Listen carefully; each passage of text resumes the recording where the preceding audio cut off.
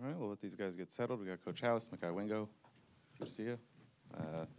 Appreciate you making a few minutes for us this morning. And we'll same procedure as the first round. If you have a question, raise your hand. We'll bring you a mic. And who wants to get started? We'll go to the back.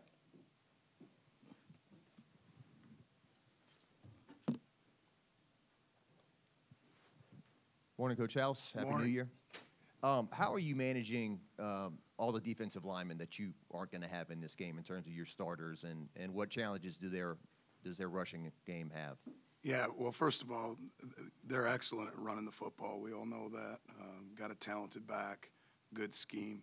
But I'm excited. We got next man up mentality, and we got solid guys that have performed over the course of the season, and we got some young guys that have embraced the opportunity and really embraced the preparation. So excited to see those guys compete. Yeah, to bounce off that, obviously you know what you have in Mekhi, but who are you most looking forward to, I guess, kind of seeing get more opportunities on that defensive line in this? I think Jacoby and Guillory's had a great week of preparation, really a great couple weeks. Savion's been solid all year. It's an opportunity for him to get more snaps, and he's been productive in the snaps he's played. Certainly excited to see Quincy play. So, I mean, it's a great opportunity. Go down in front here, and then also down in front here. Along that line, when Mason Smith went down on the first drive of the season, just what did you see from Mekhi and, I guess, Jaquelin as well to kind of carry that workload from start to finish? Yeah, I think the number one thing that you saw was a don't flinch mentality. I mean, the guy next to me has been solid all year, both on the field and off the field, and he brings a hard hat mentality. He really embraces the traits we're all about, and I think that's one of the reasons we've been able to play successful defense. Stay down front. Matt, down here.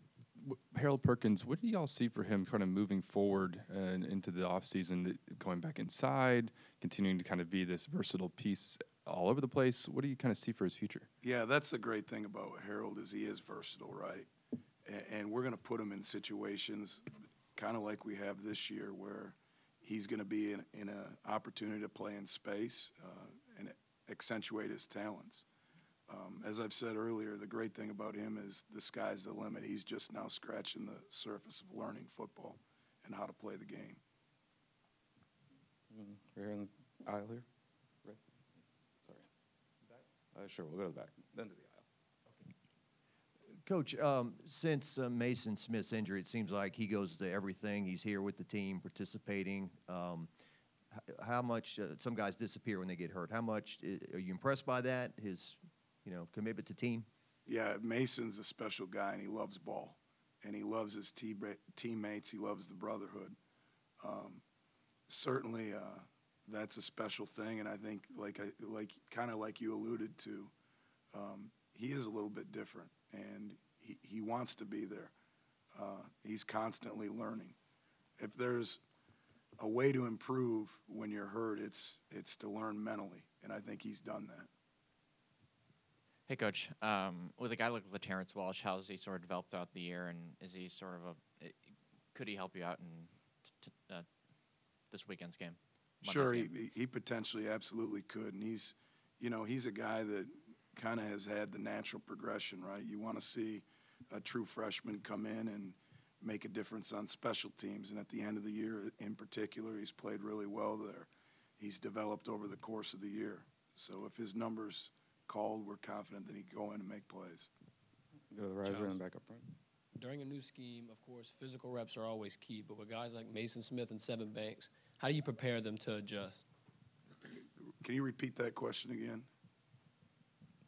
So in a new scheme, physical reps are always key. You want guys to be able to go through the motions and experience it, but with injured guys like Seven Banks and Mason Smith, how do you help them adjust to it? Yeah, I think that's where the meeting room's so important, and learning on the field through mental reps as you're watching your teammates.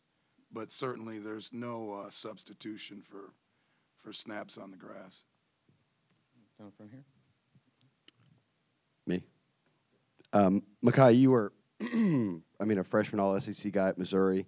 How much do you feel like your game grew this year, now that you've kind of had a whole season in the books as a sophomore? I would say it grew tremendously, honestly. Just when I first got here, a question that media asked me was what I had to work on, and I said I had to be more stout in the run game and that I would, just be paying attention to the small things in that and just trying to, figure that out because that was the knock on me, just like, will he be able to stop the run? And, coming in, I would say just we had great coaches and learning from guys like Jaquelin Roy and Mason, just watching their technique and things like that. I would say my technique and ability to stop the run has grown tremendously throughout the year. So I would say that's been a difference. Second row. Mekhi, to bounce off that, I mean, you were kind of the new guy this year, and now you are essentially going to be kind of the veteran in that room next year, I guess. How do you go about doing that? What do you see from those young guys in that room? I would say just, coming in every day, just showing them how to work hard and leading by example, not trying to be a guy that I'm not, just because I got all these awards, not trying to, just talk to somebody in a certain way or, oh, you got to listen to me because I did this how it's done. No, just coming in, being a guy, just showing them how to work hard and things of that nature.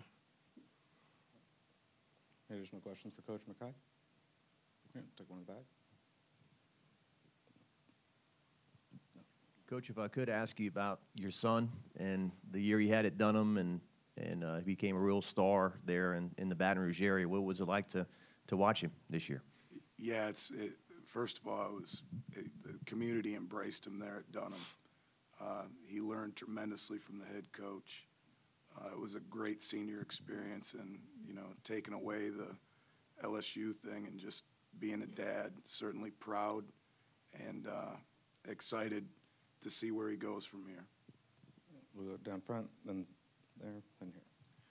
Matt, you mentioned Quincy Wiggins there. What do y'all sort of envision for him? Is it maybe a defensive end, jack linebacker, or somebody who can move and play both? Like, what does the future hold for him? Yeah, the thing about Quincy is he's got great size and athleticism and versatility. But, yeah, we see him as a defensive end and could potentially slide inside on pass downs.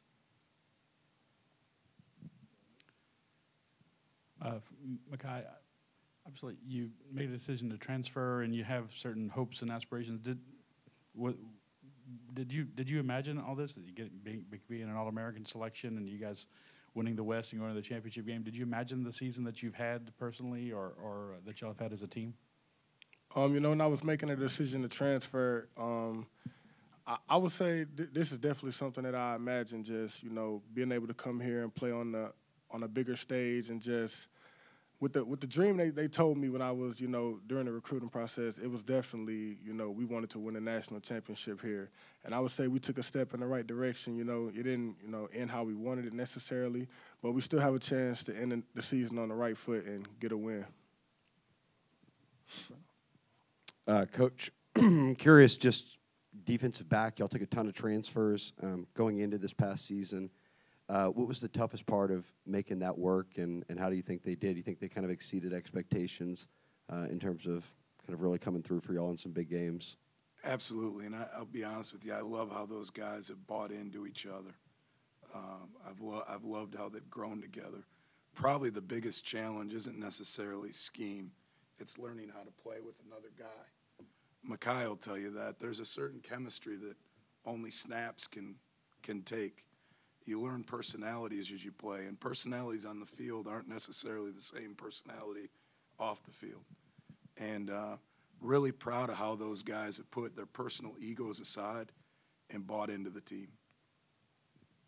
One in the back, one in the front.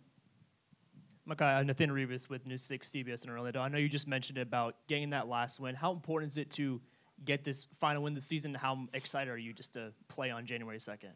I'm very excited. And I'll say every time we get an opportunity to go on the field, we want to put the best product on the field. So it's very important for us to get the win, just for the vibe in the locker room and to transition into next year. So it's very important. All right, we'll take two more up here and then one in the back. Matt, just curious what you saw out of Greg Penn this season. It seemed like he evolved toward the end of the year in particular. What do you want him to continue to work on into the offseason? Yeah, I think the thing that Greg did is he became more consistent as a player, more productive and more consistent. And he can take the next jump. As we go into the offseason, he's going to grind through, changing his body, becoming a little more leaner, and growing as a player in the mental part of the game. But certainly pleased with the trajectory Greg has taken. We'll go down here, and then we'll close up at back. Matt, what is the most enjoyable or rewarding thing about, going from the NFL back to college and being at this level again? Yeah, the relationships. I mean, you get to be around these guys in a different way. The NFL, and don't get me wrong, there's some great things about the NFL, but it's grown men and it's a 7 to 5 job. All right, here it's you get to know these guys in a deeper way and help them through different things. And I think that's been the most fun thing to be a part of. And then also, boy, just the challenge of learning and building a program and learning from Coach Kelly. It's been a blessing. Coach, after working with Brian Kelly, to your right, I'm sorry, in the back. Thanks. After working with Coach Kelly for a year, what were things you saw on a day-to-day basis, the reasons for the success, what makes him the coach that he is, and what's the future moving forward? Well, I think, first of all, the thing about Coach Kelly is he's tremendous at building an organization. He's got a great feel for balancing the science of football with the player. He builds a program that is comprehensive, and I think that's what's so exciting. I mean, you learn every day from Coach, and I think he's got a great pulse of the locker room, a great pulse of the community in a short amount of time, and the great pulse of the university. Kai, Coach, thank you. Appreciate your time, and we'll see you out there on Monday. Thanks. Appreciate you.